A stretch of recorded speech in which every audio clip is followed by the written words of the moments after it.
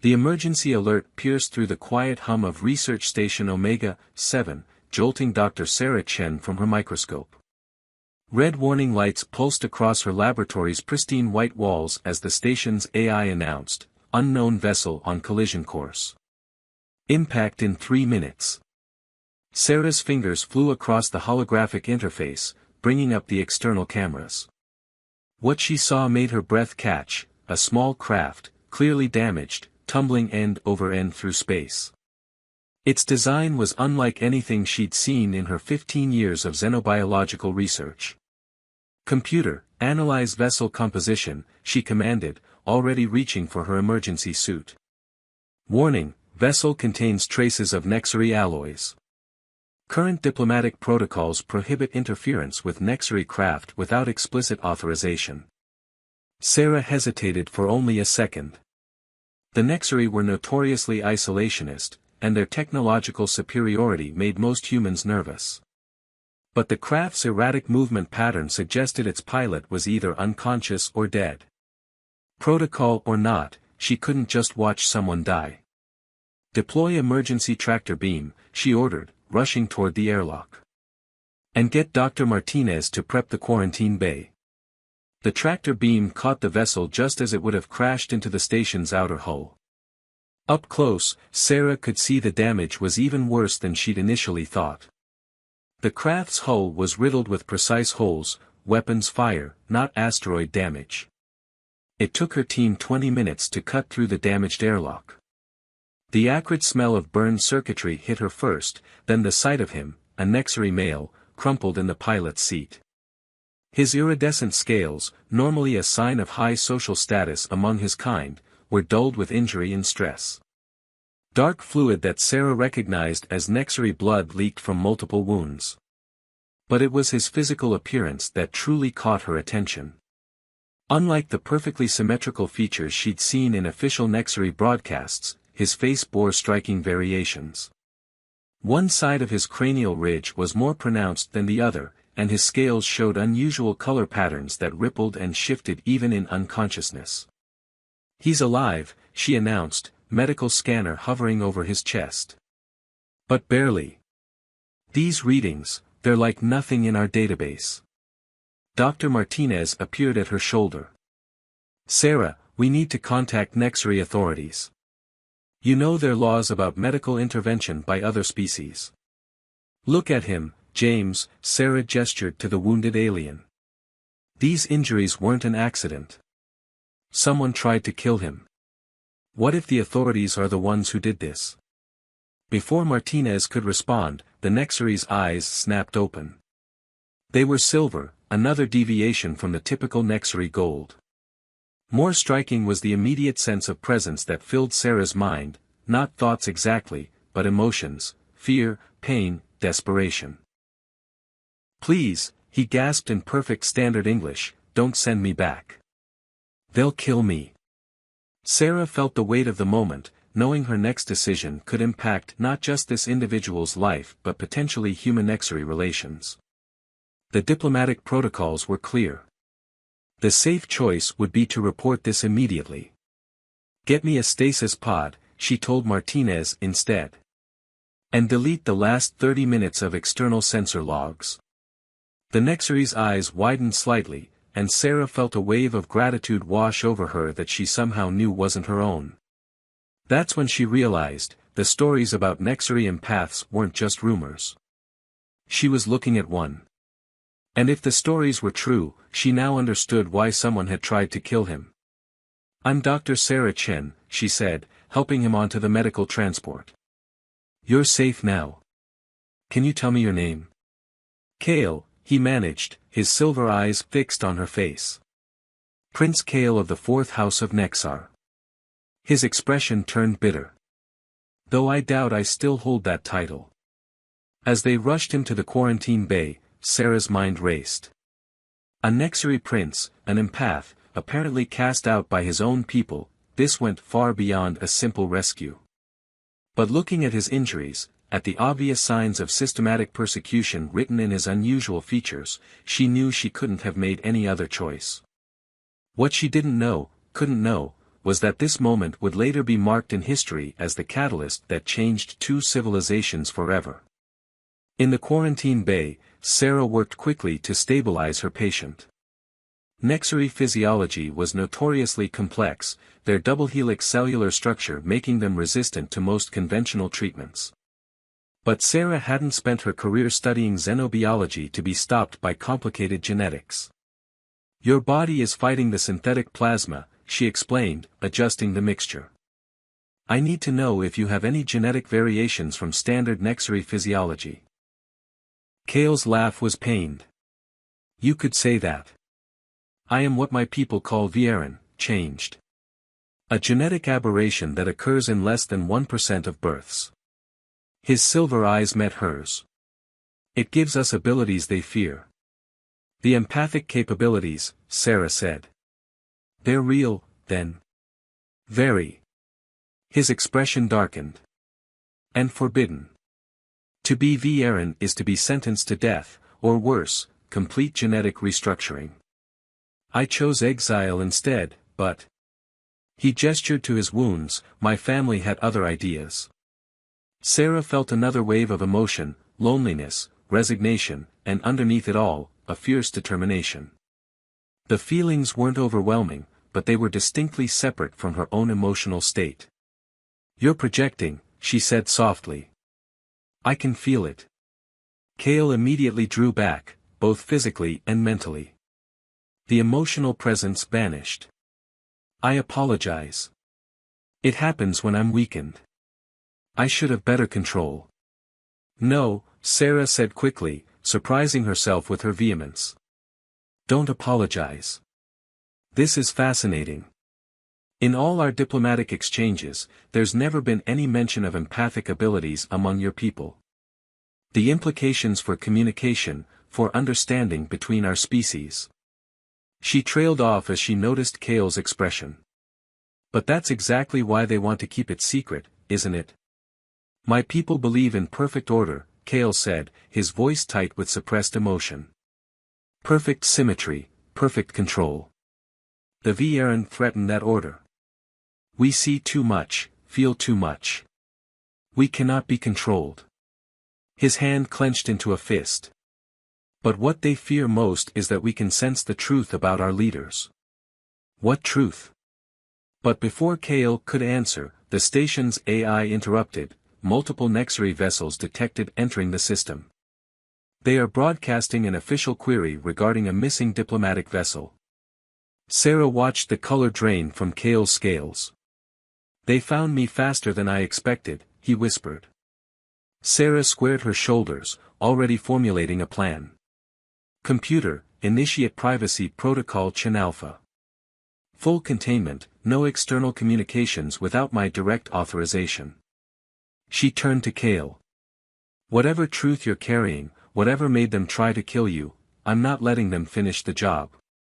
The surprise and gratitude in his silver eyes was purely physical this time. He was carefully maintaining his emotional walls. "Why would you risk this for me? Your station, your career." "Because 15 years ago, I took an oath to preserve life and advance understanding between species," Sarah said firmly. "And I think you might be the key to both."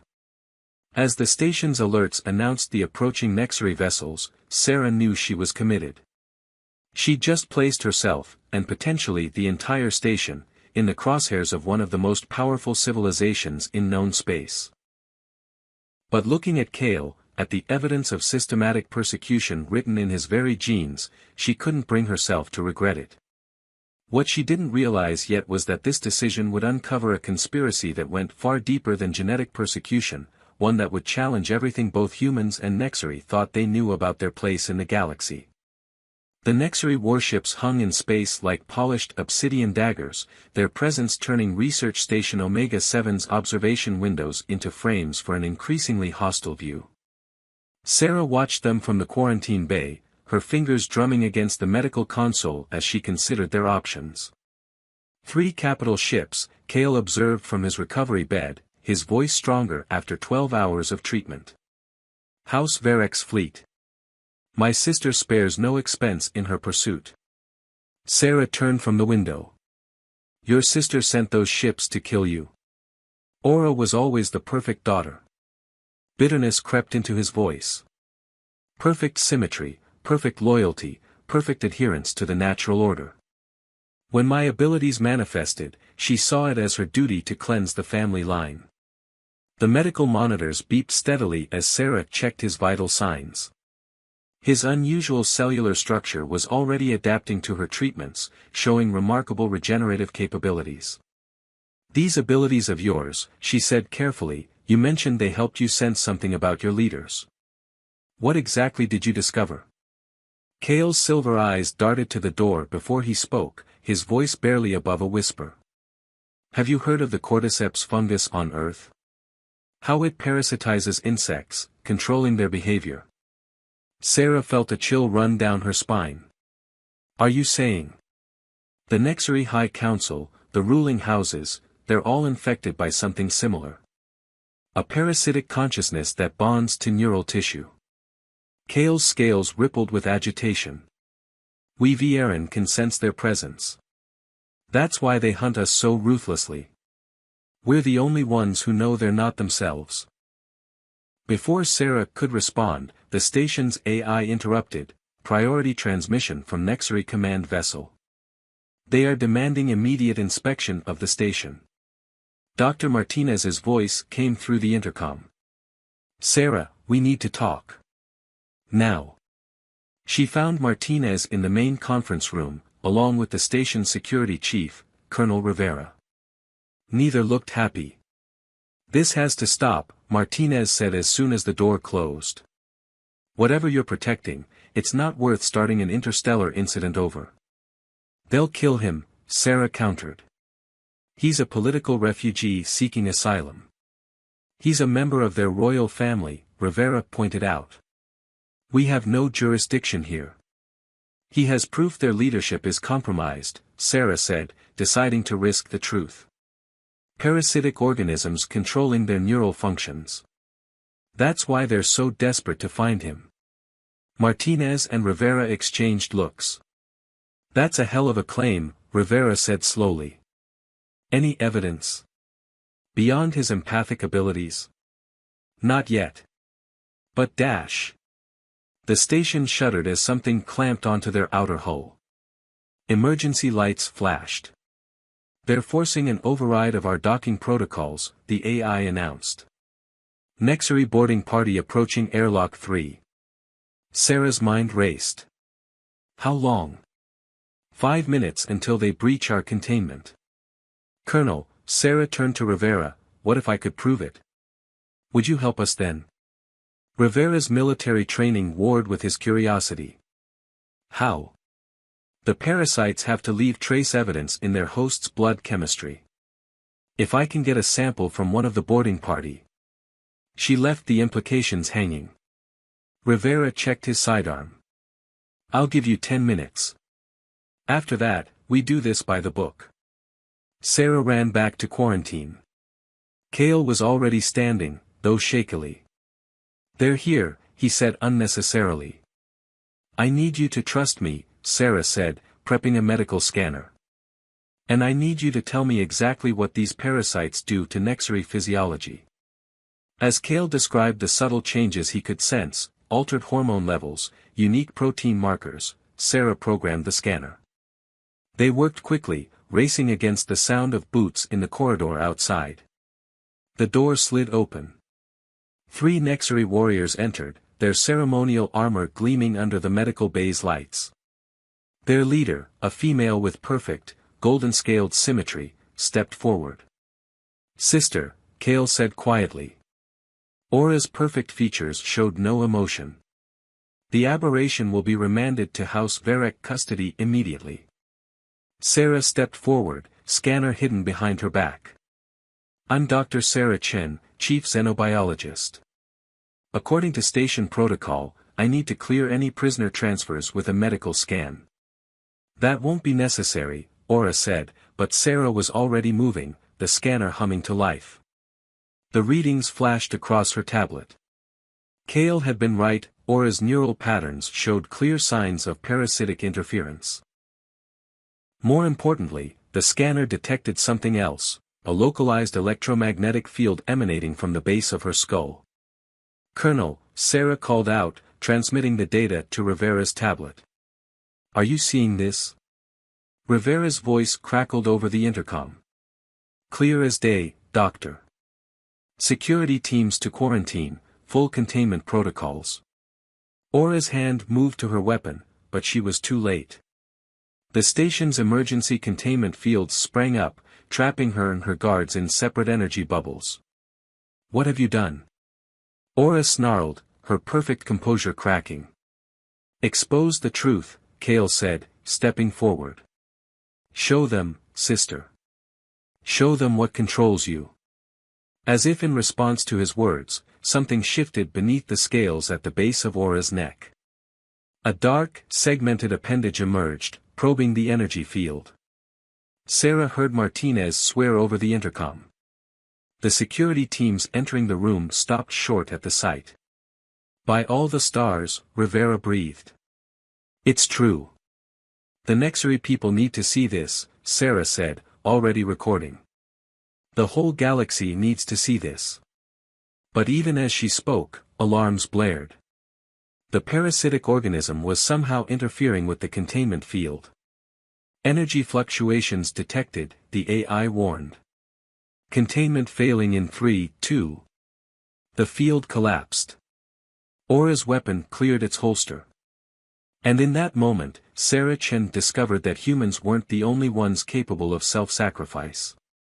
Kale threw himself forward, his newly healed body intercepting his sister's shot. But instead of falling, he caught her in what looked like an embrace. Sarah felt it then, a wave of pure emotional energy that staggered everyone in the room. Kale wasn't just projecting, he was forcing his empathic abilities to their limit, creating a feedback loop between himself and the parasite controlling his sister. Aura screamed. The dark appendage writhed and then retracted completely, leaving her to collapse in her brother's arms. "Neural parasite neutralized," the AI announced clinically. "Subject showing signs of autonomous neural activity." Sarah rushed forward with a sedative, but Aura was already unconscious. The other two guards had dropped as well, their own parasites retreating from whatever emotional assault Kale had unleashed. "The parasites," Kale gasped, clearly drained. "They can't handle strong emotional feedback. That's why they fear empaths. Why they made our people suppress emotions in the first place." Sarah supported him as he swayed. "You could have been killed." "Worth it," he managed a weak smile. "Besides, I had faith in human ingenuity. Your scanner proved what I've known for years." "This is going to change everything," Sarah said, looking at the unconscious Nexary and the retreating parasites. "The political implications alone." "Yes," Kale agreed. "But first, we need to warn the other ships. Their crews are also infected, and now that we've exposed them." Right on cue, the station shuddered as the Nexary vessels opened fire. Sarah helped Kale to the console. "So much for diplomatic solutions. Any other weaknesses these parasites have that we should know about?" "A few," Kale said, his silver eyes gleaming with renewed purpose. "And with human technology to amplify them." As they worked to save both their lives and the future of two civilizations, Sarah couldn't help but appreciate the irony. The Nexary had feared emotional contamination from their empaths, only to fall victim to a far worse contamination of their own making. Sometimes, it took an outsider's perspective, and a healthy dose of human determination, to expose the truth. The research station's shields groaned under another barrage from the Nexary warships. Sarah's fingers flew across the emergency controls, rerouting power from non-essential systems as warning lights flashed across every console. "Their attack pattern is changing," Kale observed, studying the tactical display.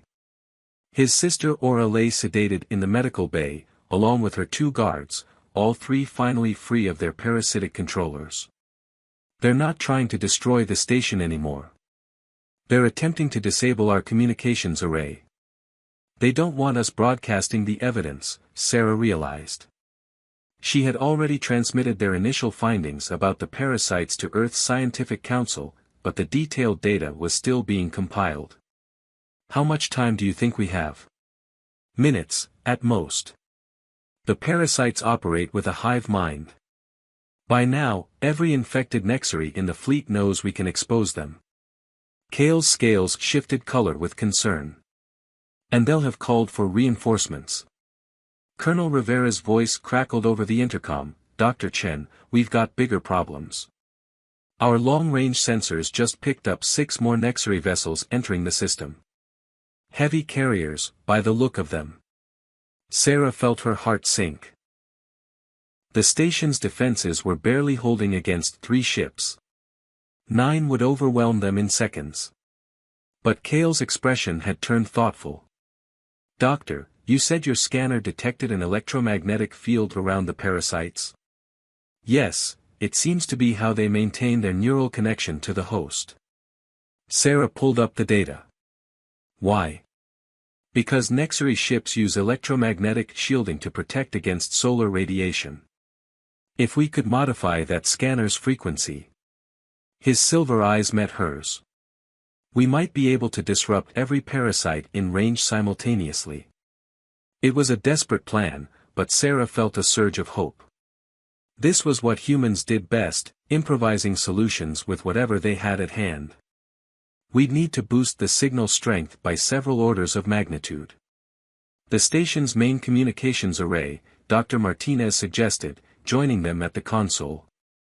If we repurpose it as an amplifier. We'd have to lower our shields to do it, Rivera pointed out. Then we better work fast.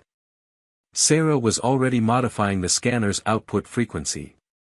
Kale, I need you to tell me exactly what that emotional feedback felt like when you overloaded the parasites in your sister. As Kale described the specific emotional resonance that had driven out the parasites, Sarah translated it into wavelength patterns. It was delicate work, made harder by the constant shuttering of the station under enemy fire. Shields at 40%, the AI announced. Hull breach on Deck 7. Emergency containment holding. The new ships are taking up attack positions, Rivera reported. Whatever you're going to do it fast. Sarah's hands were steady as she made the final adjustments. Kale, I need you to project those same emotions again. The scanner will amplify them along with the electromagnetic pulse. It could kill him, Martinez protested. The neural strain. I'll do it, Kale said firmly. My people have lived under these parasites' control for too long. Better to die trying to free them. Sarah caught his hand. No one's dying today. She managed a smile. Trust human ingenuity, remember? She'd modified the scanner to draw power directly from the station's core, routing it through the communications array. In theory, it would create a cascading pulse of both electromagnetic disruption and amplified emotional feedback, affecting every parasite within range of the station. In theory.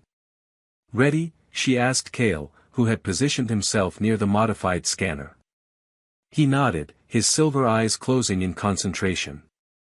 Remember, if this works, there will be thousands of suddenly uncontrolled Nexary out there. Some may still be hostile. We'll deal with that problem when we reach it, Sarah said. Colonel, prepare to drop shields on my mark. The deck shuddered again as another blast struck the station. Warning lights flashed red across every surface. Shields at 20%, the AI reported. Critical failure imminent.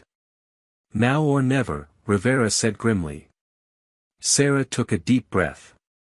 Drop shields. Initiating pulse in 3, 2, 1. The lights dimmed as power redirected to the communications array. Kale's face contorted in concentration, and Sarah felt the familiar brush of his emotional projection, but amplified 1,000-fold by her modifications. The pulse shot outward in a visible wave of electromagnetic energy. On the tactical display, Sarah watched it expand to encompass all 9 Nexary ships. For a moment, nothing happened. Then every ship stopped firing. The tactical channels erupted with confused voices, some angry, some frightened, all of them suddenly free of parasitic control. Through the observation window, Sarah could see dark shapes being ejected from the Nexary ships into space, the parasites, fleeing their hosts. It worked, she breathed, hardly daring to believe it. Kale, it. She turned to find him slumped over the console, blood trickling from his nose. His scales had turned a dangerous shade of gray.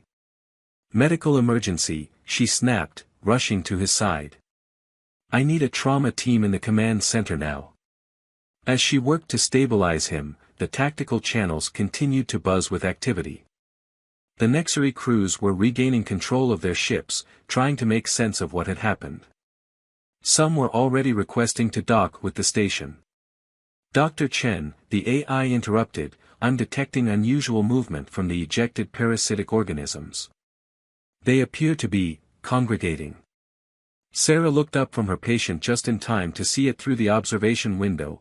The parasites were joining together, merging into a single, massive form that pulsed with an inner light. And it was growing.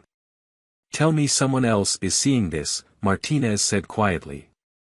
The merged parasitic mass was now larger than any of the Nexary ships. Its surface rippled with patterns that hurt to look at, and something about its shape seemed to defy normal geometry.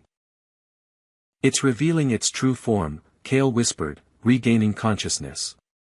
The hive mind, it's more than we imagined. The thing in space turned what might have been an attention sensor toward the station. And in that moment, Sarah realized that freeing the Nexary had been the easy part.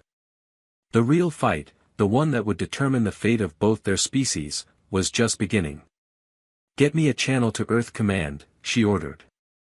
And find out if any of our newly freed Nexary friends out there know what the hell we're really dealing with. Whatever this entity was, whatever its true purpose, Sarah knew one thing: humanity in the Nexary would face it together. After all, nothing united species quite like a common enemy. Especially one that had been pulling their strings all along. Sarah stood before the assembled Nexary captains in Research Station Omega-7's main conference room, trying not to stare at the massive entity that hung motionless in space beyond the observation windows. 15 hours had passed since the parasites had merged, and in that time, the creature had done nothing but maintain its impossible position, defying both physics and understanding.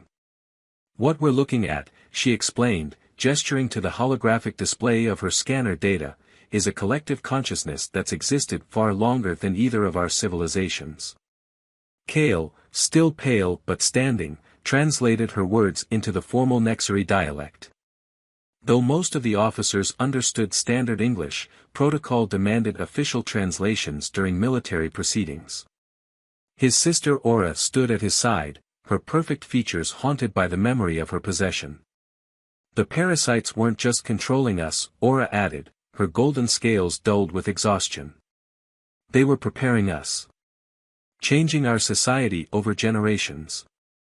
Preparing you for what? Colonel Rivera asked. The answer came from First Captain Venn, his ceremonial armor still bearing the scars of his violent liberation from parasitic control. Harvest. The word fell like a stone in the quiet room.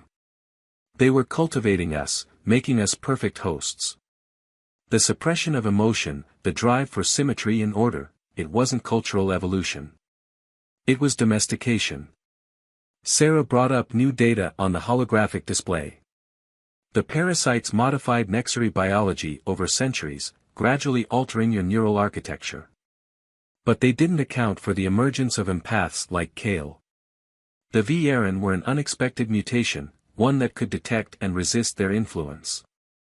And now that we've exposed them, Kale said, they've revealed their true form. The question is, what are they waiting for? As if in response to his words, the entity pulsed with inner light. The station's sensors screamed with new data. Energy spike. Martinez called from his monitoring station. It's broadcasting something. The sound that filled their minds wasn't audio, it was pure concept, ancient and vast. Sarah felt her knees buckle as understanding flooded her consciousness.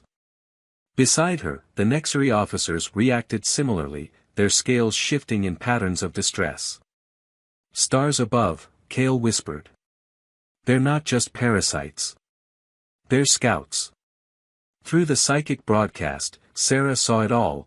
The entity was part of something far larger, a cosmic consciousness that moved between galaxies, seeding worlds with its offspring. These scouts would find promising species, guide their development over millennia, and when the hosts were properly prepared. The main body arrives, Sarah finished the thought. How long? 37 hours, Aura said, interpreting the broadcast. That's how long until their parent reaches our system. Then we have 37 hours to find a way to stop it. Sarah turned to the assembled officers. The parasites underestimated humanity because we weren't part of their plan. They focused on the Nexary, never considering that an alliance between our species might be their undoing. What can we possibly do against something that ancient? Martinez asked. That powerful? We can do what humans have always done, Sarah said firmly. Adapt. Improvise. And most importantly, surprise them. She looked at Kale. You said the parasites couldn't handle strong emotional feedback. What if we could weaponize that on a stellar scale? Kale's silver eyes widened as he followed her thinking. The empathic resonance that drove them out, combined with human technology. He turned to his sister. Aura, the Nexary fleet's electromagnetic shields. Could be modified like you did with the station's array, Aura finished, her military training engaging with the tactical possibility. But amplified across multiple ships. Creating a cascading web of emotional and electromagnetic disruption, Sarah nodded. Large enough to affect even something that size. Captain Venn stepped forward. The Nexary fleet will need time to coordinate such a maneuver. And we'll need to get close, very close. Leave that to us, Rivera said. Human ships are smaller, more maneuverable. We can run interference, keep that thing occupied while you get into position. Sarah felt a surge of hope as humans and Nexary began working together, sharing tactical knowledge and technical expertise. The entity had spent centuries keeping their species separate, never imagining they might join forces. That would be its first mistake. But if Sarah had anything to say about it, not its last. There's something else, Kale said quietly as the others planned. Something in that broadcast, a fear. Ancient as it is, powerful as it is, it fears what we might become. Not just humans or Nexary, but what we might achieve together. Sarah watched the cooperation unfolding around them, human ingenuity combining with Nexary precision, two species finding strength in their differences rather than perfection in uniformity. Maybe that's exactly what we should become, she said. The entity pulsed again, perhaps sensing their defiance. But this time, no one flinched from its broadcast. They had work to do, and only 37 hours to rewrite a destiny that had been planned for millennia.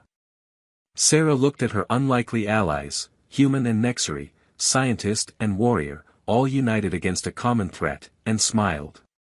The parasites had tried to create perfect order.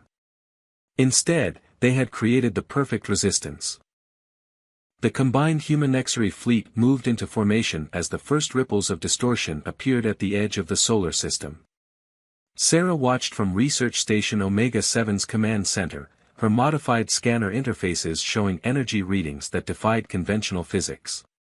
The parent entity is arriving, Kale announced, his silver eyes fixed on the spatial anomaly growing before them. All those centuries of preparation, leading to this moment. 27 ships hung in the void, 15 Nexary cruisers arranged in a precise geometric pattern, supported by 12 human vessels darting between them like silver needles threading an invisible web. Each had been modified with Sarah's resonance technology, ready to create the largest electromagnetic emotional feedback wave ever attempted. All ships report ready, Aura announced from her tactical station. Her golden scales gleamed under the emergency lighting as she coordinated the Nexary fleet. Emotional resonance chambers charged to maximum. Human vessels in position, Rivera confirmed. Ready to begin interference runs on your mark. The space-time distortion reached its crescendo. Something emerged, something that made the merged scout entity look tiny by comparison.